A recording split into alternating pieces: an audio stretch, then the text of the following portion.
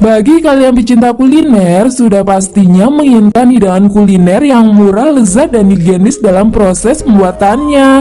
Namun, di berbagai daerah, ada menu kuliner yang terbuat dari bahan baku yang cukup menjijikkan saat mengetahuinya.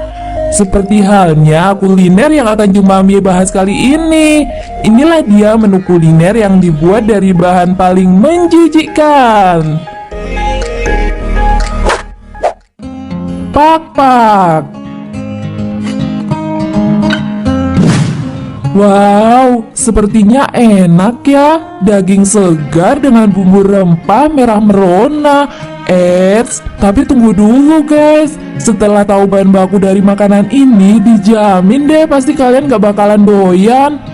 Yap, soalnya kuliner ini terbuat dari sisa-sisa makanan cepat saji yang diolah dengan sedemikian rupa hingga akhirnya bisa mengganjal perut warga miskin di kawasan Kuputondo. Hidangan ini pun menjadi pengganti makanan pokok dari daging yang sulit didapat karena harga yang cenderung mahal bagi warga kurang mampu.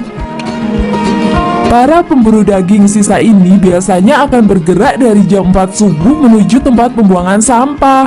Karena pada jam tersebut, para pemilik kedai restoran akan membuang makanan sisa mereka.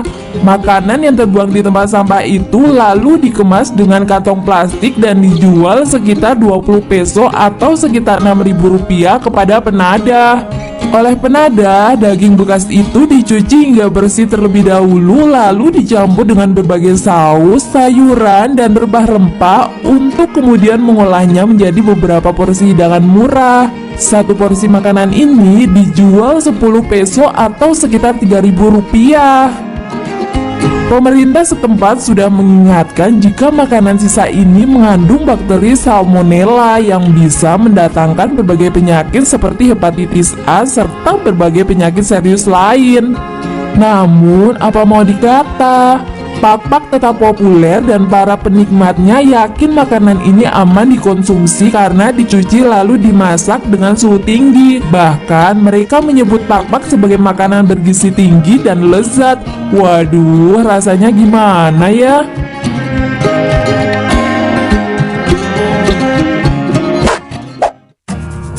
Tongzi.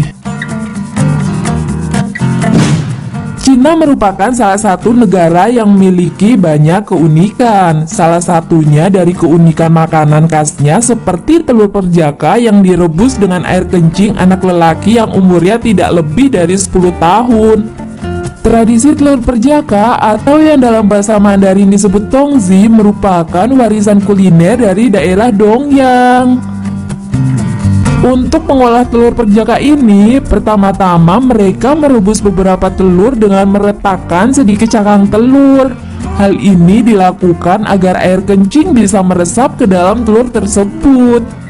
Dan untuk mendapatkan air kencing dari anak perjaka ini, mereka meletakkan ember dan baskom di depan pintu sekolah dasar agar murid-murid pria bisa membuang air kecil di ember tersebut.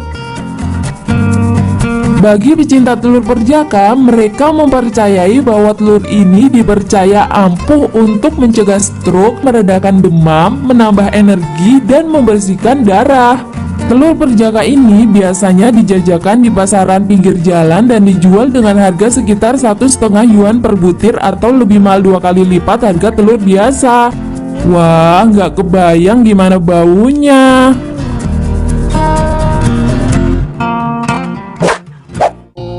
Kue lumpur.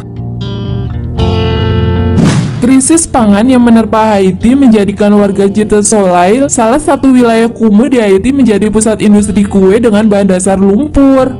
Masyarakatnya mencari nafkah dengan membuat dan menjual makanan yang dianggap kotor ini.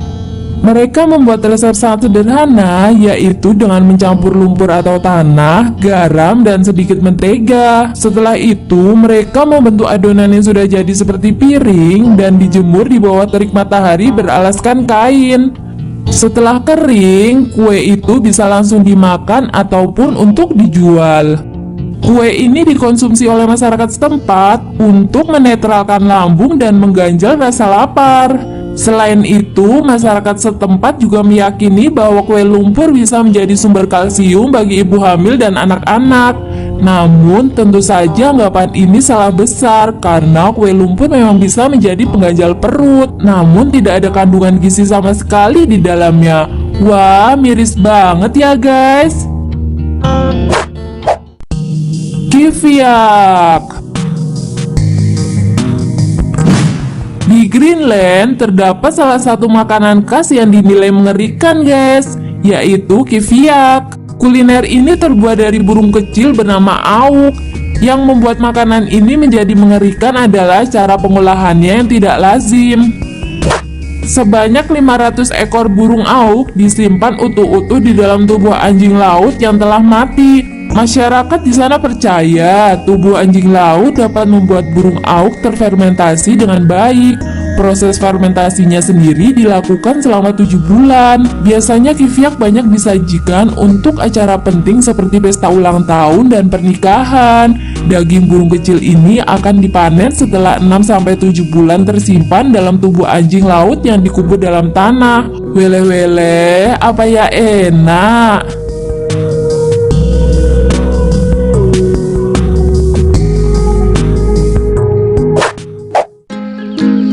Surströmming. Apa jadinya ya jika makanan mempunyai bau busuk?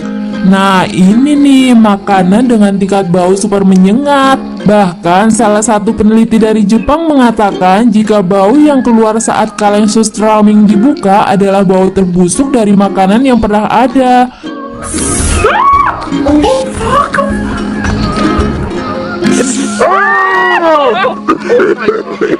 Makanan ini terbuat dari fermentasi ikan haring yang ditaruh dalam kaleng selama berbulan-bulan. Nah, bau busuk itu dihasilkan dari gas hidrogen sulfida yang merupakan hasil dari respirasi anaerob dalam proses fermentasi. Bagi orang di luar Swedia, mungkin ikan ini sangat menjijikkan. Namun, bagi orang Swedia sendiri, surströmming merupakan kuliner yang luar biasa nikmatnya.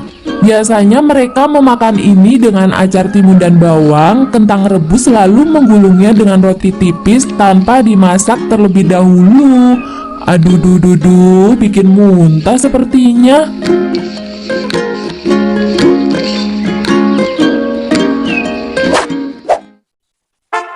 Kasu marzu. Kalau kalian adalah pecinta keju, kalian harus nyobain keju yang satu ini guys. Tentunya keju ini bukan keju mozzarella khas Malang ya kak. Namun keju ini disajikan dan dimakan dalam kondisi dipenuhi belatung yang masih hidup.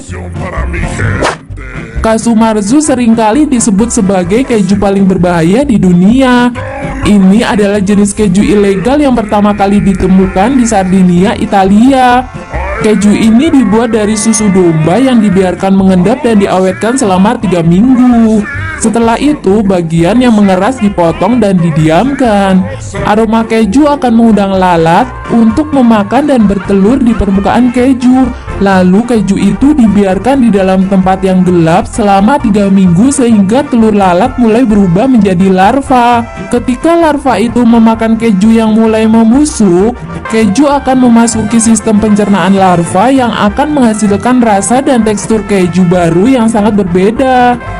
Biasanya orang-orang akan memakannya dengan roti panggang lengkap dan belatung yang masih menggeliat di permukaan keju ditemani dengan red wine untuk membangkitkan gairah. Wow, geli ah! Nah, itulah dia menu kuliner yang dibuat dari bahan paling menjijikan.